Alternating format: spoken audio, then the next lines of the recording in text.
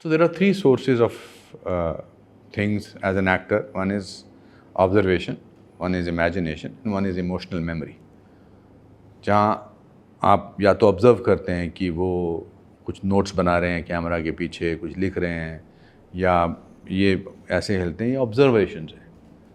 या फिर इमेजिनेशन होती है जहाँ ऑब्जर्वेशन नहीं जाती है, और या फिर इमोशनल मेमोरी होती है. जैसे आपकी ज़िंदगी भर ही इमोशनल मेमोरी रहेगी कि पॉडकास्ट में मेरे को अनुपम खेर ने कहा कि यार तूने मेरी पिक्चर नहीं देखी. This will get into your emotional memory. In the next guest, you will do a little more research. Similarly, an emotional memory for me that I was not married when I did Saransh. There was no question of having a child, but the role was of a person who deals with the death of his only son, of a 65-year-old man whose son has died in America.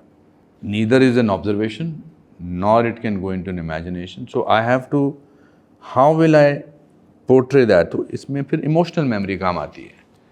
कहीं हम जो ज़िंदगी जीते हैं, जिनके पल हमको याद रहते हैं, वो हमारी मेमोरी में घुस जाती है. कभी कभी आपको लगता होगा डेजा वू हो रहा है कि आप किसी के फ्यूनरल पर गए हैं और फ्यूनरल पे लगता है कि यार ये ऐसा कुछ मेरे साथ पहले भी हुआ था.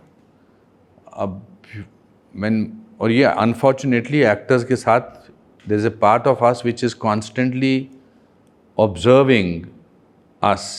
When my father died, and I still remember that हम funeral pyre जल रहा था, और मैं ऐसी लास्ट फ़ोटो थी मेरे फादर की चिता की, तो मैं ऐसे स्टिल ले रहा था कि यार ये लास्ट पिक्चर है. तो जो वो आग जो आग की जो थी वो लपट थी, वो was making the shape of a person who was like my father. Now, maybe because I wanted to see that to happen, and so that remained in my memory, what I was going through. So when I have to do a scene sometimes of something like that, they remain in your memories. ना, किसी ने आपकी बेइज्जती की होती है, किसी ने आपको भरा बुला कहा होता है, वो दिमाग में रह जाता है. यार उस समय आपने क्या महसूस किया. All this is emotional memory which you use in acting. Is one better than the other? Like, क्योंकि I have read about some film makers who look down upon actors who rely on using past memories for acting in the present moment. I would not like to work with those directors. एक बहुत बड़े famous art film के director थे, he is no more, but उन्होंने कहा था कि I use my actors like furnitures. Which is fine. उनकी फिल्म भी फिर वो फर्नीचर जैसी ही लगती थी. हाँ, ऐसा लगता था कि टेबल कुर्सियाँ पड़ी हुई हैं. Cinema is about emotions. You make film because you want to evoke emotions. Cinema, even when you make a superhuman film, even if it's a Marvel film, even if it is E.T., even if it is extraterrestrial, even if it is पशु पक्षी emoji film, ये जब उसमें emotion के बगैर आप क्या दिखाएंगे. Even a documentary has to have an emotion of engaging. Sorry, क्या बोल रहे थे? मैं एक्चुअली जिन फिल्म मेकर की बात कर रहा हूँ, दैट इज़ एलिया कज़ान. उन्होंने अपनी ऑटोबायोग्राफी में इस चीज़ के बारे में लिखा था, because if you are relying on your past memories, you are basically sleep walking in the present moment. And वो जब डायरेक्ट कर रहे थे तो वो कहते थे कि मेरे पकड़ में आ जाता था कि ये पास्ट मेमोरीज पे रिलाई कर रहे हैं, जिसको वो थोड़ा सा एक लेवल नीचे मानते हैं. नहीं, when Elia Kazan directed the play with Marlon Brando, Street Khan Named Desire, I think, I'm sure. देखिए, कभी कभी क्या होता है कि इंसान किसी इंटरप्रिटेशन से लिखता है और हम किसी इंटरप्रिटेशन से पढ़ते हैं. But an actor has to depend on emotional memory. How can I portray anything? I am not an alcoholic, but when I do a film like Daddy, it's somewhere in my mind कि हमारे मोहल्ले में एक लड़का आदमी था जो he died early because शराब पीने के आदी थे. एक होती है एक्टिंग, एक होती है एक्टिंग की एक्टिंग. हमारे यहाँ बहुत सारे लोग एक्टिंग की एक्टिंग करते हैं ना. बट अब किस केस में उन्होंने ऐसा बोला होगा, I have no idea, but I think Elia Kazan की सारी फिल्में इमोशन से भरी पड़ी हैं, या whether it is on the वाटर फ्रंट, या whether it is streetcar name desire. मैं मिला हूँ उनसे in fact, Elia You have Kazan. met him? हाँ, 3 कमाल के डायरेक्टर्स 1975 में हिंदुस्तान आए थे फिल्म इफ़ी में. इलिया कज़ान, कुरोसावा एंड फेलिनी. मतलब उससे बड़ा रिच एक्सपीरियंस और क्या हो सकता है. वो तीनों आए थे और मैं You met all three of them? वो साथ में आए थे. उनकी एक बड़ी फेमस तस्वीर भी थी. उन दिनों मोबाइल नहीं होते थे, वरना मेरे लिए वो तस्वीर बेशकीमती होती. बट आई रिमेंबर दैट होती मेरी. इलिया, by the way, Iliya Kazan की जो ऑटोबायोग्राफी वो मेरी one of my favourite. It is also one of my favorites. Beautiful it is. And you have also worked with his granddaughter. Yes, जोई Kazan. Yeah. Yes, उसके बारे में हमने बहुत बातें की थी हमने साथ में. In fact, like since I am so influenced by the book, वो जान के बोलती हैं कि मैं वो किताब नहीं पढ़ना चाहती because वो इतना. मुझे भी बोली थी.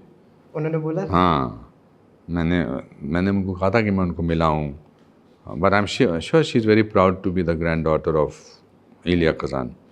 इलिया कज़ान हुए, ये सब तो बड़े ज़बरदस्त,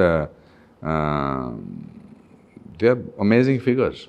Because I think when he wrote his book, he was I think 82, 83, and he wrote whatever he wanted to write. The way he has written about some people, about why he had a fallout with Marlon Brando and stuff like that. मुझे एक और चीज़ बताइए sir, जैसे आपने furniture वाले film maker की बात की, मैंने अल्फ्रेड हिचकॉक का एक और कोट सुना है जहाँ पे उन्हें कोई बोलता है कि जब व्हेन एन एक्टर अप्रोचेस मी कि व्हाट्स माय मोटिवेशन, आई से योर सैलरी.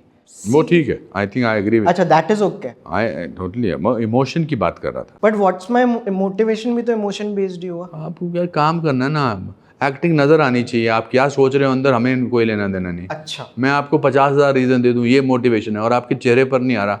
हमारी क्लास में एक लड़का था, उसको बोलते थे तेरी 10 लाख रुपए की लॉटरी लगी है, तो एक्टिंग करके दिखा. तो वो कहता वाह मेरी 10 लाख रुपए की लॉटरी लग गई. ठीक है, अब तेरी कैरेक्टर की मदर बहुत बीमार है. ओह, माँ बहुत बीमार है. तो टीचर पागल हो जाते थे, कहते कि these are two different varying emotions. क्या कर रहा है तू, आ नहीं रहा. कहता जी यहाँ तो बहुत कुछ हो रहा है, यहाँ नहीं आ रहा है. हाँ.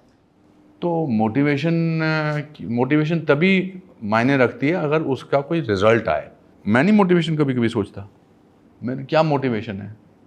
आपको यहाँ से यहाँ तक चलना है, आपको सोचना है, बस चलो. कभी कभी ये इलिया कज़ान नहीं, रोजेलिनी एक डायरेक्टर जो थे, इटालियन डायरेक्टर, उनका मेन एक्टर आया नहीं.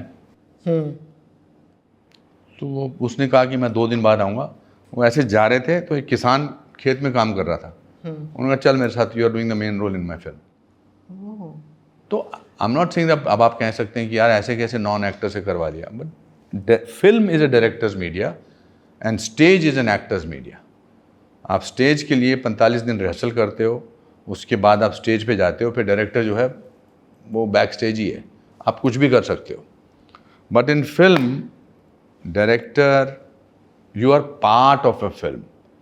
Director can cut your best closeup which you thought, मैंने इतना मोटिवेशन सोचा था कि आँख में आंसू जो हैं इतने टिमटिमाएंगे और नीचे गिरने नहीं दूंगा. But if you think that it's not contributing to the story, तो इट्स नॉट हेल्पफुल. फिल्म की जो एक्टिंग जो है, of course it is very important, but film की एक्टिंग में कंट्रीब्यूशन इवन बैकग्राउंड म्यूजिक करता है, राइट. एडिटिंग करता है. आपने बुरी परफॉर्मेंस एक बुरी परफॉर्मेंस को you can edit it and make it effective if not fantastic. So some people say some things in a different manner. According to me, whatever you are thinking, if it does not show, that thinking is of no value.